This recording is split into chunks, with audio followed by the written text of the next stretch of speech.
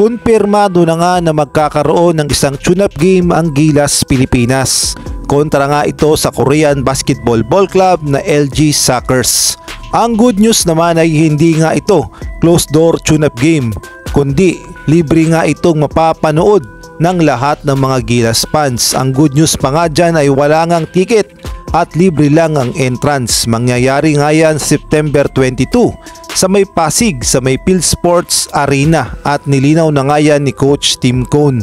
Hindi nga gaya ng dati na kapag nagkakaroon ng tune-up game ang Gilas Pilipinas ay laging closed door.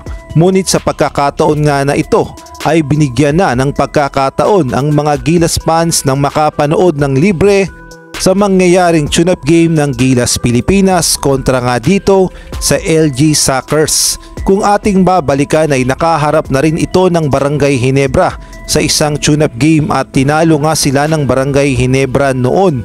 Ngunit sa pagkakataong ito, tignan na lang natin kung uubra ba ang LG Soccers sa Gilas Pilipinas.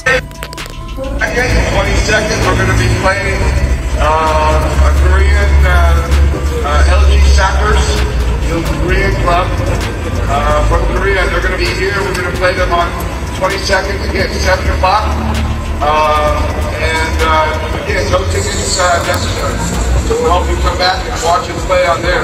In the meantime, sa ibang balita naman, sa nangyari ngang third day Gilas practice kanina ay masayang masaya ang lahat ng mga Gilas fans dahil hindi nga closed door ang nangyaring Gilas practice at libre nga ito sa lahat ng mga manunood o sa mga Gilas fans. Tuwang-tuwa nga sila dahil very rare opportunity nga ito dahil bihira nga lang mangyari na libre mapapanood ang isang Gilas practice. Hindi nga gaya dati na kapanahunan ni Coach Chot Reyes na lagi na lang closed door kapag nagkakaroon ng Gilas practice. Ngunit ngayon nga sa kapanahunan naman ni Coach Tim Cone ay masasabi nating masayang masaya ang mga Gilas fans at makikita din natin na talaga namang priority ni Coach Tim Cone ang mga Gilas fans. At sa nasabing Gilas practice naman maraming ang nakapuna na mukhang Barangay Ginebra style ang ginagamit ni Coach Tim Cone, partikular na ang triangle. Mukhang i-apply niya nga ito sa Gilas Pilipinas.